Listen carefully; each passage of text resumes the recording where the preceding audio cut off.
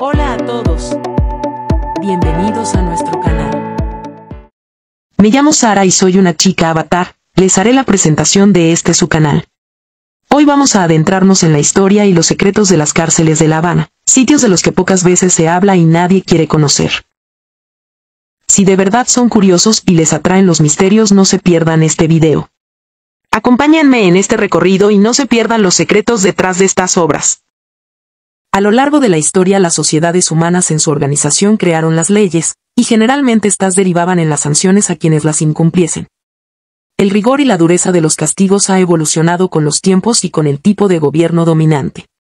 Desde los primeros años de su fundación, La Habana no poseyó un edificio construido para cárcel. Según los registros históricos, en 1597 se usaba una casa tan ruin que no cabían en ella 20 hombres. Y era pajiza y vieja. Los primeros indicios conocidos datan de 1622, cuando queda registrado un incendio que arrasa con una casa, mencionada anteriormente, ubicada en lo que sería la actual Plaza de Armas, cuyo frente daba hacia la calle Obispo. Tras este suceso se traslada dicha institución penal a una casona en la calle Mercaderes, cercana a la Lamparilla. Bajo el gobierno de Dionisio Martínez de la Vega, esta necesitó una ampliación. Para ello se usó un domicilio adyacente que fue remodelado con este fin. Hasta el momento se estaba haciendo uso de construcciones civiles, mal adaptadas para esa necesidad. Es entonces que al fundarse la Casa de Gobierno, posteriormente Palacio Municipal y conocida como Palacio de los Capitanes Generales en la actualidad. En el año 1792 se habilitó en la parte trasera de la misma una cárcel capaz de acoger hasta 400 presos. Esta situación se volvió insostenible con el gobierno de Miguel Tacón y Rosique de 1834 a 1838, de carácter despótico y encaprichado en arrancar de raíz las conspiraciones. La población penal creció exponencialmente bajo su mando, sobrepasando los 700 reclusos en la Casa de Gobierno. El desastre venía en camino y la crisis provocada por la epidemia del cólera obligó a sacar a los presos de este lugar. Se les envió entonces a las bóvedas de la fortaleza de la Cabaña mientras se buscaba una solución. Tacón designó al coronel de ingenieros don Manuel Pastor, quien proyectó además varias obras de este periodo, la creación de una cárcel que fuese la envidia de América. Esta nueva construcción tenía 67 metros de frente, 92 metros por el fondo y cerca de 17 metros de altura. En estilo neoclásico. Esto lo explica mejor el arquitecto Joaquín E. Weiss. Se apreciará que la fábrica, erigida en tiempos de Tacón, sin variación sustancial en los de Pezuela, fue objeto entre 1863 y 1900 de una importante ampliación, consistente en la construcción sobre el cuerpo más bajo de un tercer piso a la altura del cuerpo principal de 2, quedando así todo el edificio a la misma altura. En un costado de la explanada que se extendía hasta el castillo de la Punta se construyeron los llamados barracones de ingenieros para alojamiento de los militares y demás miembros del ejército colonial. Frente a una de estas paredes tuvo lugar el fusilamiento de los 8 estudiantes de medicina el 27 de noviembre de 1871.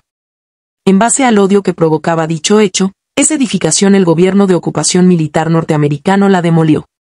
En el piso principal de la cárcel de Tacón celebraba sus reuniones y tenía sus oficinas, la Real Audiencia Pretorial creada en 1834, y más tarde, convertida ya en Audiencia Provincial de La Habana. Permaneció allí hasta el año de 1938. En esta cárcel, fue internado el 4 de abril de 1870 el recluso José Julián Martí y Pérez, con el número 113, por el delito de infidencia y condenado a 6 años de prisión. Mientras realizaba trabajos forzados en las canteras de San Lázaro, esto quedó de manifiesto en su obra El presidio político en Cuba. Suficiente motivo para que sea lugar de interés histórico. En la cárcel de Tacón fueron ejecutados múltiples héroes de nuestras gestas emancipadoras, entre ellos Narciso López, Graciliano Montes de Oca, Eduardo Facciolo, Ramón Pinto, Francisco de Estrampes, Francisco León, Agustín Medina y Domingo Goycuría. Ejecutados todos, menos el último que lo fue en la Loma del Príncipe, en Garrote Vil, frente a la cárcel, en la explanada de la Punta. El primer ajusticiamiento de que se tiene noticia en Cuba fue el del cacique indio Atuey, condenado a la hoguera, sustituyendo ese procedimiento por la decapitación, después por el pistoletazo, más tarde por la horca. No adoptándose el garrote vil hasta enero de 1812 en España y sus colonias, aplicándose en La Habana a partir del 30 de abril de ese año, hasta entrado el siglo XX. Durante decenas de años las ejecuciones fueron públicas. En la plaza frente a la cárcel y los barracones de ingenieros. Luego el garrote se ubicó en el interior del recinto carcelario. Aún en 1929 se ejecutaron 13 reos con este método, aunque en provincias y dadas las circunstancias se procedía con los fusilamientos. El uso dado al edificio resultó impropio de su posición en el siglo XX. El lote de la cárcel, al inicio del Prado, tenía una situación urbana muy privilegiada y posiblemente hubiera sido destinado a la construcción de lujosos inmuebles. La cárcel fue demolida entonces en 1939 con la idea de construir un flamante palacio de justicia de no ser por la defensa que ante el gobierno de Batista hizo la Sociedad Cubana de Estudios Históricos e Internacionales para destinar todo el espacio a la construcción de un parque público que honrara a los mártires cubanos que allí habían vivido presidio. De esta forma, se logró conservar la capilla de la cárcel y 4 celdas de castigo anexas al fondo de la misma. En el Parque de los Mártires, más conocido como Parque de los Enamorados, se colocaron esculturas fuentes de mármol realizadas por importantes artistas de la vanguardia cubana como Juan José Sicre, Ernesto Navarro y Rita Longa. En este proyecto, la capilla era el monumento principal. Renombrada Capilla de los Mártires o de la Cubanidad. Se le encargó a Domingo Ravenet la concepción de varias pinturas al fresco para decorar 115 metros cuadrados de superficie al interior de la capilla y de las celdas. La obra, realizada entre 1941 y 1942, conllevó un intenso estudio histórico por parte del artista, así como la aprobación de 10 especialistas cubanos. En diferentes paneles, los murales estuvieron dedicados a los estudiantes de medicina fusilados en 1871 y a patriotas ya mencionados. De esta forma, a su valor histórico este inmueble sumó el valor artístico en la obra de quien ha sido considerado el precursor de la pintura moderna al fresco en Cuba. Lamentablemente, los murales de la Capilla de los Mártires apenas se conservaban cuando la obra inició su proceso de restauración por la oficina del historiador. Largas décadas de abandono y desidia estropearon los muros y hoy solo se preserva restaurado el ángel de la cúpula que representa la inmortalidad invitando a los jóvenes al sacrificio. Castillo del Príncipe o Cárcel Provincial de La Habana. El Castillo del Príncipe es una de las antiguas fortalezas defensivas de la ciudad de La Habana durante la época colonial. La historia de esta fortaleza se remonta a 1763. Cuando las tropas inglesas abandonaron La Habana, la corona española decidió construir varias fortificaciones con el objetivo de proteger la ciudad de ataques y, además, fortalecer el primer sistema defensivo. El conde Ricla, Antonio Funes de Villalpando, a la sazón capitán general de Cuba, aprobó el proyecto que le presenta el ingeniero Silvestre de Abarca del segundo sistema defensivo de la ciudad.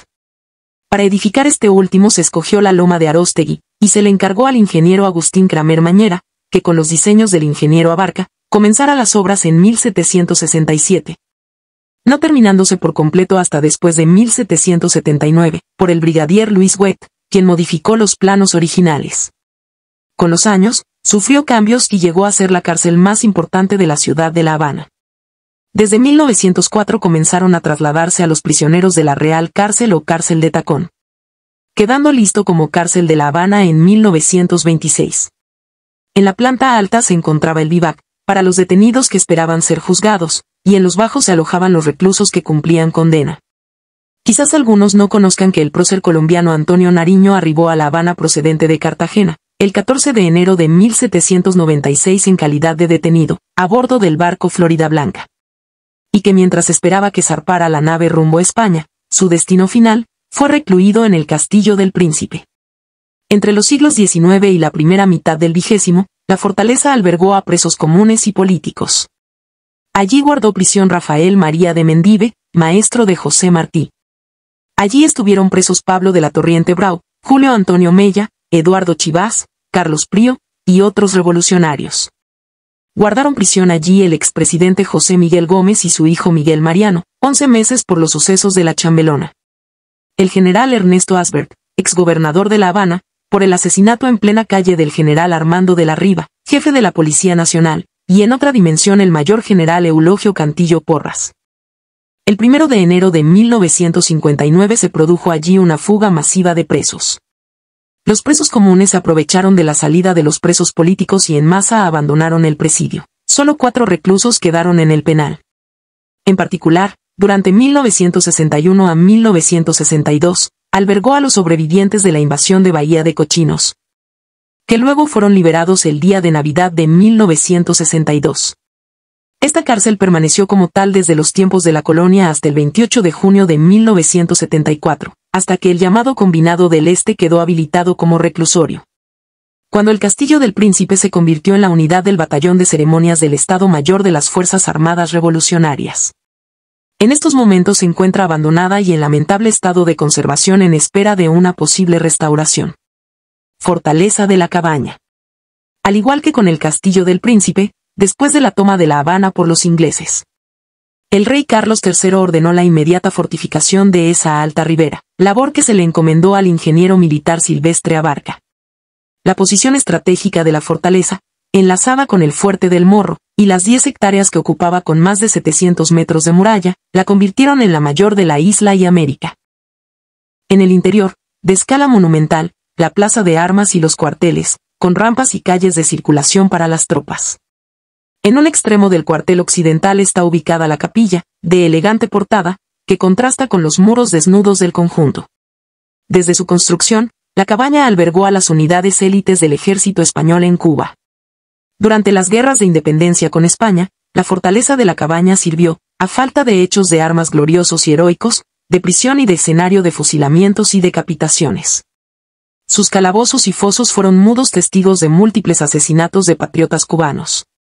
Páginas sombrías escribió allí la metrópoli en los últimos años de su dominación en Cuba. Una lápida colocada en el muro de uno de sus fosos, el de los Laureles, por el cariño y la gratitud de un pueblo, rememora a la generación presente y a las venideras. El sacrificio y el martirio que engrandeció y santificó la gloriosa epopeya que fue nuestra revolución libertadora. En el siglo XX, desaparecido el carácter defensivo, el fuerte cumplió funciones de almacén, alojamiento de tropas y prisión. Al triunfo de la revolución, fue ocupada por el comandante Ernesto Guevara, quien radicó allí su comandancia.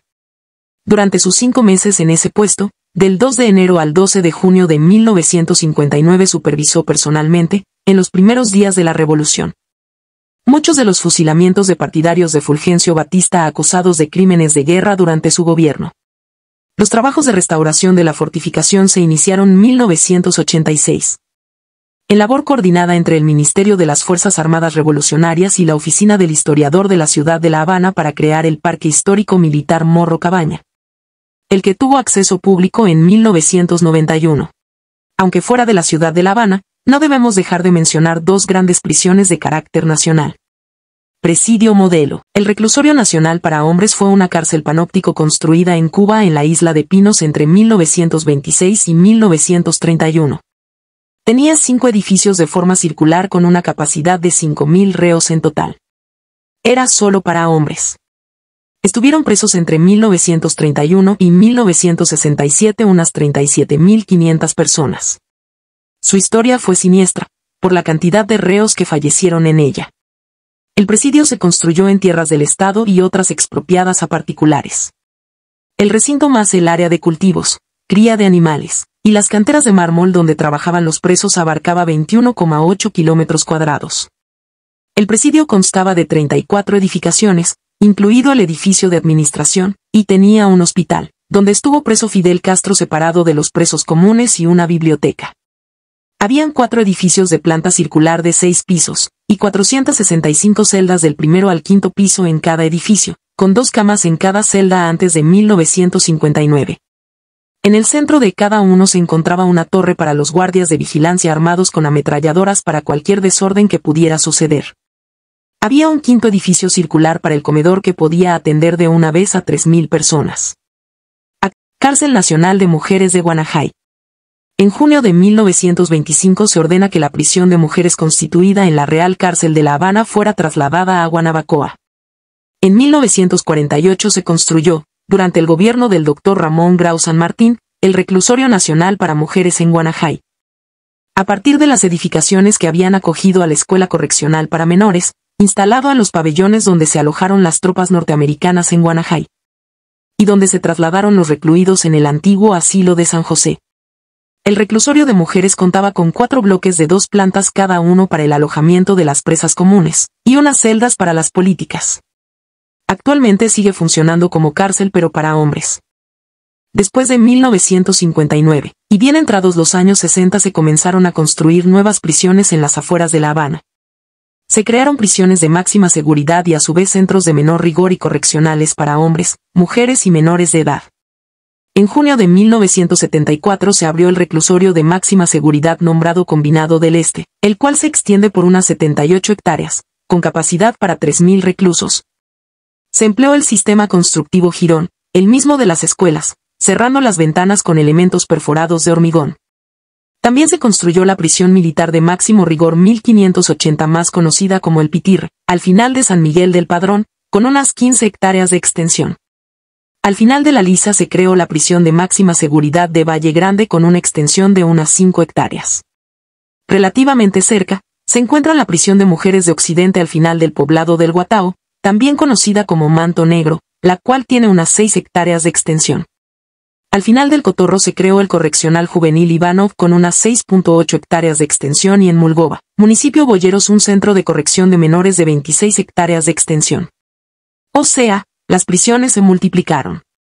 La delincuencia y los crímenes se combaten en todos los países, pero como dijimos al comienzo, las leyes son empleadas por el poder dominante, y en este caso, hoy en Cuba, cualquier manifestación pública de oposición, sea individual o grupal, corre el riesgo de ser acusada de delitos tales como desacato a las autoridades, resistencia al arresto, alteración del orden público, atentado o sedición.